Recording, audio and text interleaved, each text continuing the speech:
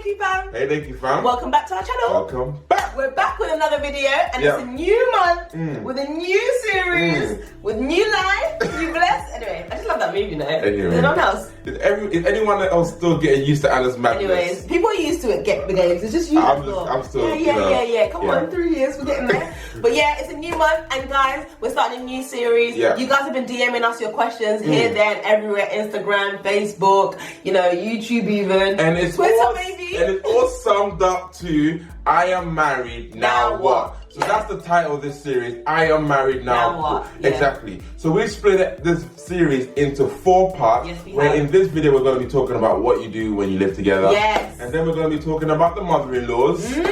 And then we're going to be talking about money. Yes. And then we're going to obviously talking about sex. Yes, we are. I don't know what's that. That's not on me. I'm better than that. But yeah, so guys, sit back. Watch this video, get into it. We're talking about living together because that's something that all married people will experience, and we're trying to give you the real tea. Yeah. You know, a lot of people be like, oh, when he comes home, I skip to the door and I just give You don't him do that, kisses. no? And you don't serve me a plate. And I have the plate ready, and I'm looking sexy. Yeah. Because, I've just been waiting for you to come home. Of course.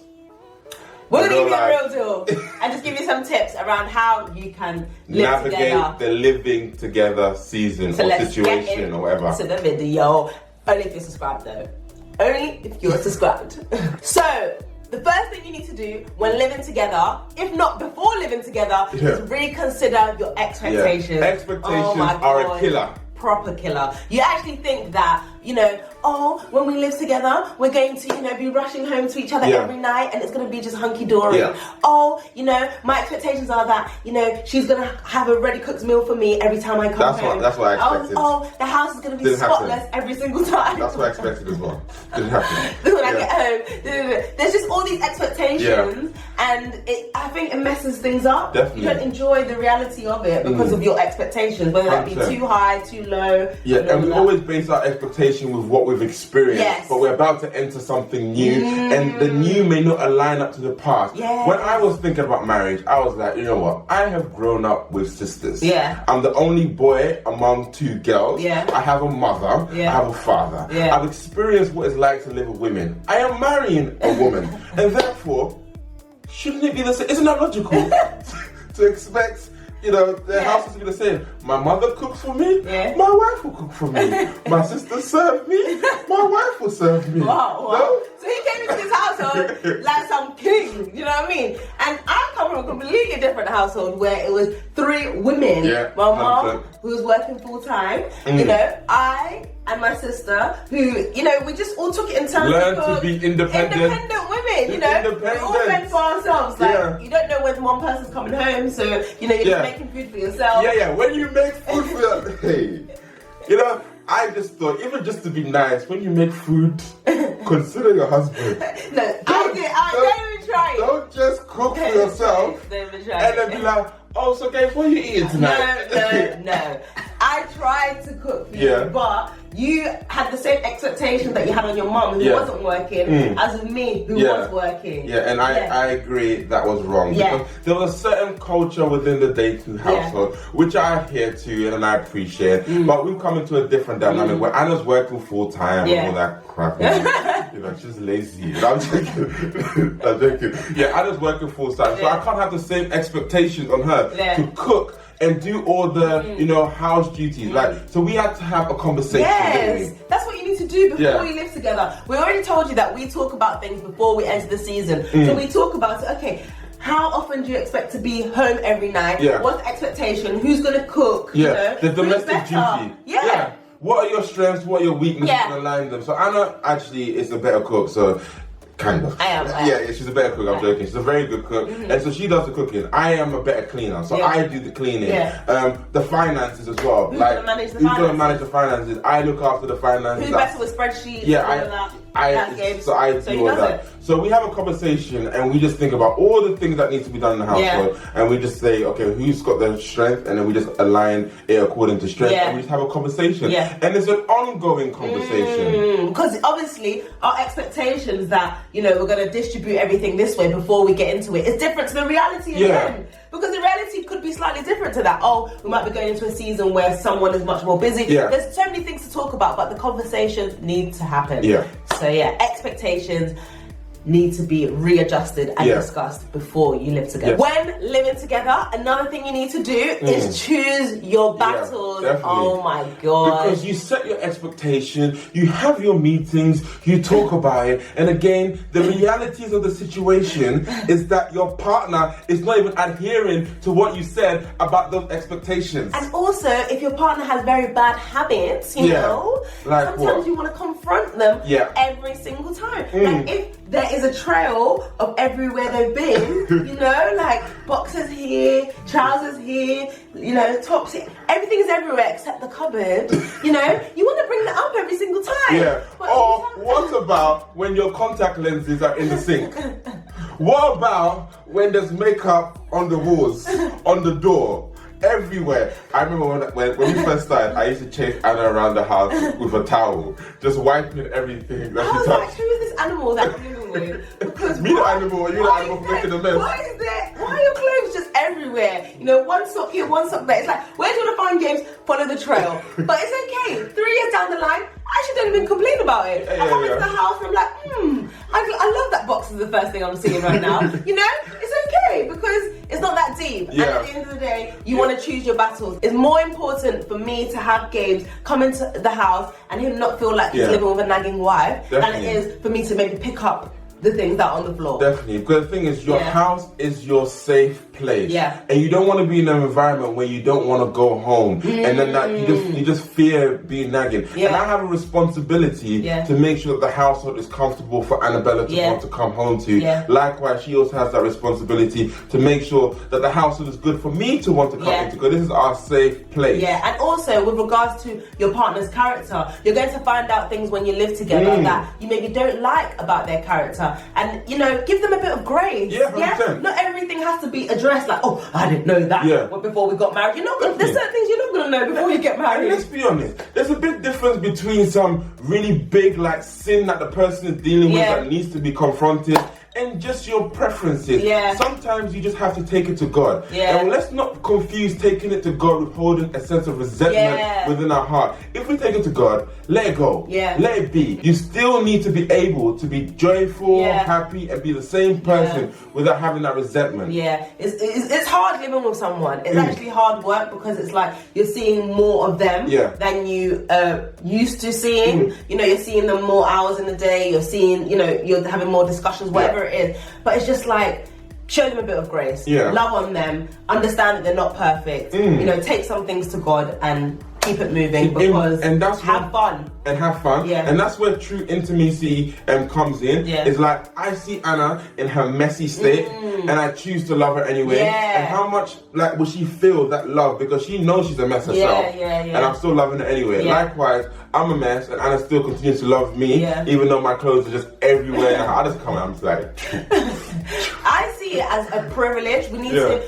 start changing our mindset and seeing things as a privilege. I think it's a privilege to see your imperfections, to see your weaknesses, things that people on the outside wouldn't see. So I'm not going to use that against you. We're going to work on it, but at the end of the day, it's a work in progress. It takes a long time. So another thing we need to do when living together is labeling our seasons and moments. That's helped us so much. Like as a couple, we know what season we're in. And it's just knowing where you stand at a point in time. Okay, so for us, we have our seasons, and our seasons are more the strategic things that we're trying to achieve. And your season is basically saying, considering all factors, what do I need to do today to achieve an outcome tomorrow? So for us, we are a young married couple without any dependence, so we have free time. And now we are choosing to actually prioritize our work so that we can level up, we can get to a position where when kids come, then we're far enough in the journey where money's not really an issue, or we're not really trying to be striving, we're just, you know, in a comfortable position. So now we're doing that striving. So what does that look like?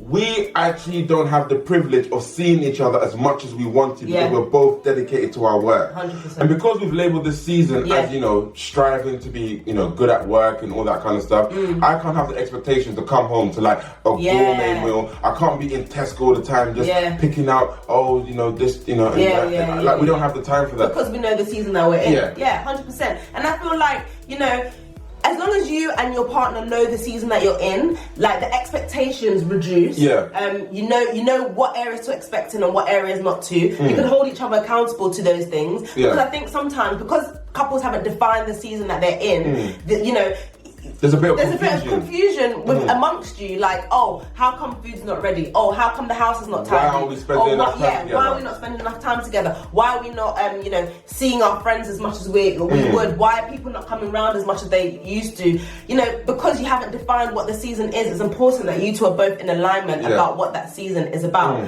And for us, like, we've put precautions in place because we know the season we're in. So with the food thing, we've got a food delivery service which comes and sends us the ingredients. We choose our recipes and we make it in less than 30 minutes. And that's perfect for us. Like, for us. And then, you know, it's a bit more pricey than like a normal food shop. By the end of the day, we're bearing that cost because of what we've decided to actually focus on. Defining the season has been really helpful for us, literally. And also, we also try and define the moment. So this is like, okay, in the moment, what do I need right now? Forsaking everything else, like with work and our commitments, what do I need right now? So Anna might come and say, Gab, I'm actually not feeling too good, and I need you to help me with X, Y, and Z. And I need to try and accommodate her in that moment of time. She might need to understand that I may not be able to do it at the exact time that she wants, but at the end of the day, we're communicating that, so there's not a sense of just frustration that comes out of nowhere. We're defining the moment, okay, you're busy, you're stressed, what can I do to help? Because obviously you have the season, and that's what you ideally want to focus on, but things happen, moments happen, so in those moments we have to make sure that it's important, you know, that we're making our partner feel like a priority. So if I said to Gabes, oh, I'm not feeling well, he can't say, oh, but babes, you know, it's work season, and we said that we're going to do this. No, the moment is more important than that season at that given point in time, right? And sometimes you might not actually catch every moment, which is that sometimes I may slip, but the trick is not to miss too many moments. Like, you need to make sure that, you know, when your wife has a need or when your husband has a need, you're trying to accommodate them in that moment. So whether that means like waking up earlier to go to work earlier so you can finish up early and meet, you know, that need. Exactly. So you have to be able to just juggle all this. So the seasons and this moment, and we need to make sure that we prioritize those things and label them so that we just know where we stand. And it's okay to do that before you get into the living together element. You know, talk to each other like, okay, what are our priorities? Are we thinking to have a child straight away? Is that the focus? Or is it actually, you know, maybe our careers, whatever? Discuss it together. Be on the same page. Because where there is alignment, there is... God commands a blessing. Exactly, a blessing in that. So for us, we just need to make sure that we're aligned and then we just move. And finally, when living together, keep intimacy alive. This is the most important one, isn't it? Do not believe the lie. Just because you're living together does not mean that you're going to have endless amount of time to spend together.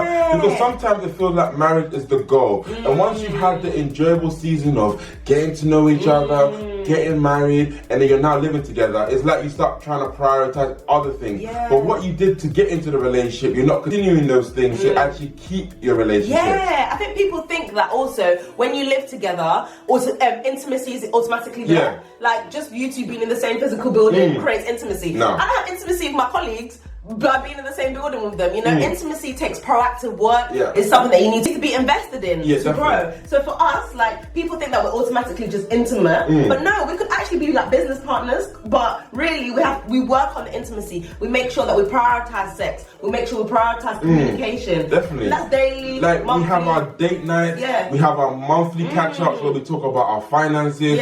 We have like our yearly, like, we like to go on holidays and we like to detox and reflect and stuff like that. So there's a lot of things that we're doing just to keep intimacy alive. And even in the evenings, we pray together to ensure that God keeps this marriage going. I think prayer makes things so intimate between you. Imagine knowing that you're praying every single night as a couple. So when Anna has her frustration with somebody, But then you know, like, oh my gosh, we have to pray tonight. And maybe you're just like, maybe he'll forget. Yeah, and my trick is, when Anna is frustrated, babe, do you just pray? Yeah. Take your frustration to the Lord. He makes me speak it out even when I'm frustrated. So yeah, that's a strategy that we use to keep the intimacy alive. Because how easy is it to go days, weeks, months without being intimate, not only physically but through conversation. You know, it's so easy, and then all of a sudden you're just roommates. You're not even intimate with each other. Because the Bible talks about praying for your enemies, doesn't it? And sometimes your partner might be the enemy, and that is to soften your heart so that you can love them again. Yeah, 100%. So guys, we hope you enjoyed that video. I hope we gave you some food for thought that you need to consider before living together. Reconsider your expectations. Yes. Choose your battle. Yes. Label your seasons and your moments. Yes. Intimacy. Keep intimacy alive. Yes, guys, we're all going to be living together and we're going to have amazing relationships. Don't let you living together be a hindrance to your marriage. Hope you enjoyed that video. Next week we're talking about the in-laws. Oh my gosh, because that's another breaker, isn't it? That's another That's a difficult big one. Yeah. So guys, we'll see you in our next video.